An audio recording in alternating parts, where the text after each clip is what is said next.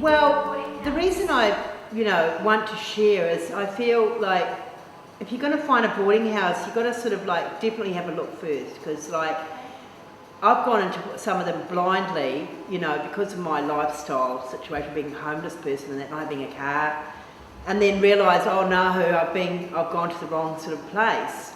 Well, I'll talk about my last boarding house experience. Well, I'd only talked to her a lot on the phone. It took ages. She finally had a room. And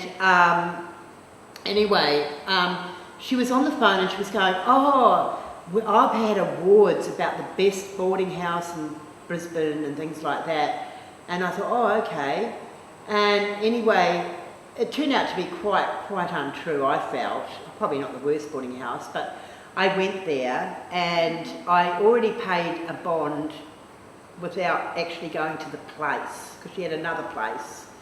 And I paid a bond, and out of my own money actually. And anyway, I went there, and one of the first things I realised is it's a really small room, and also, which I think is a known factor, it's always 80% men, say 10-20% women, which just doesn't help really.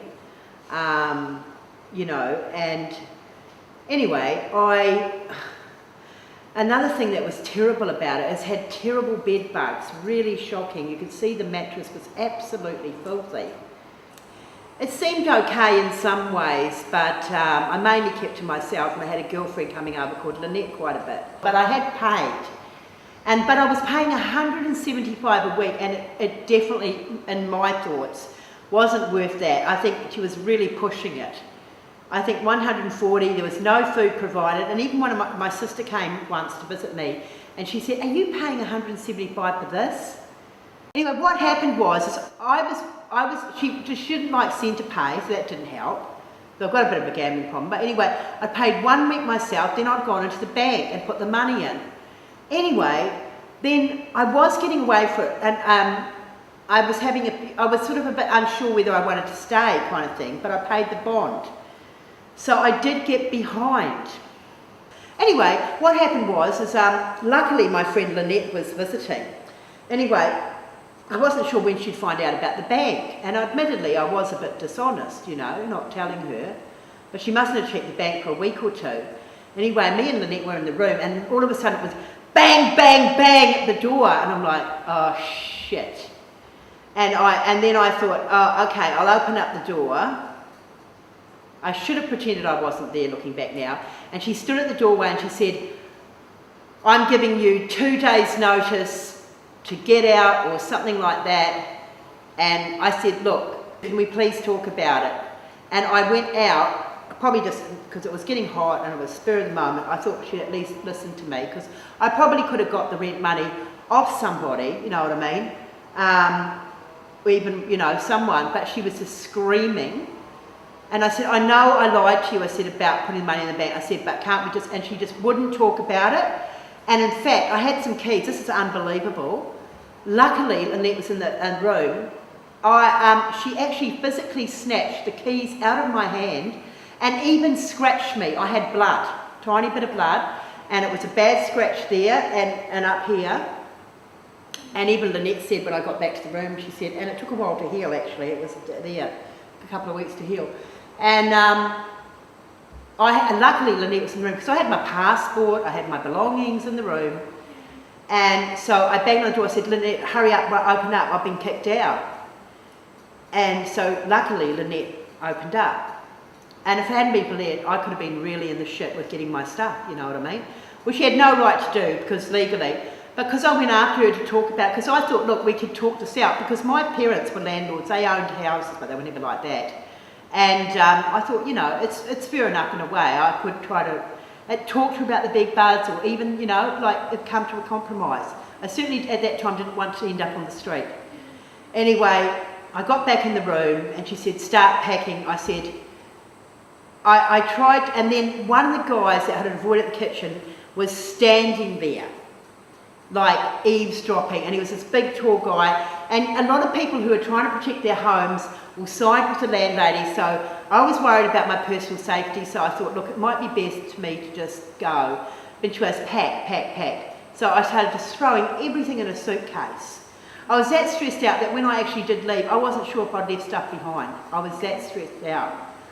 Lynette was trying to say, no, stand your ground, she's got to give you 2 days notice, and I was saying, yeah, okay. She was just, wouldn't listen, it was like, no, you've got to go, and I was like, look, you know, at least let me stay the night. She goes, you go and get $26 and you can stay the night. But it was just ridiculous. I just took off with a suitcase.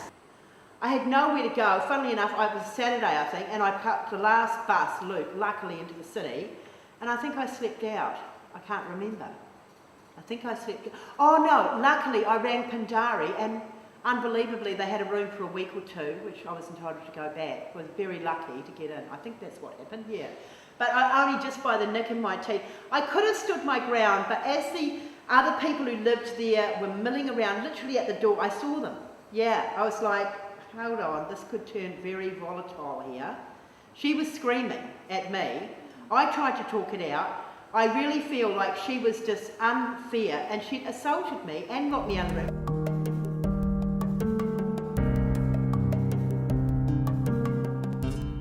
Well, these guys were helpful, but I was just a little bit too late. Because of my homeless lifestyle, no car, made the appointments hot, you know, she got her greedy hands on the bond, and by that time it was too late, unless I'd gone to the courts and all that. Oh, they've been quite helpful. They found out another time that a lady hadn't been lodging the bonds, and, you know, I tried to make a complaint about that, and I never knew what happened. And that's another thing. The lady, the one I've been talking about, she never gave me receipts or anything. She didn't. Yeah. She never really got me a proper one for the bond even.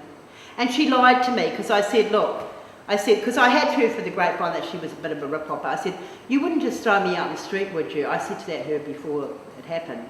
And she goes, oh no, I don't do that, she said.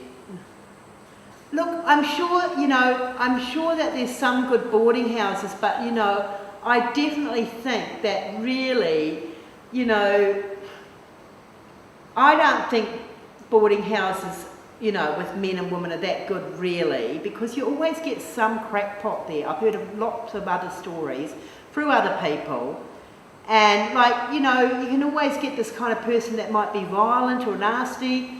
There's always one in a boarding house, and I'm not the only person that's experienced this.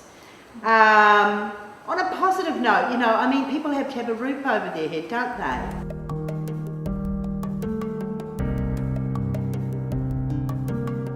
Well, I think first of all, like, you know, go and see it before you even think about moving in, which I didn't do with this particular one. And make sure it's a clean room, I think. You know, like, make sure the mattress is clean. You know, there wasn't even a light bulb. My friend had to buy a light bulb for me. And then something else, there was something else that was odd. Oh, the sink was blocked. It was a big issue because it was where you could get a drink of water and that. It was totally blocked. It was a nightmare.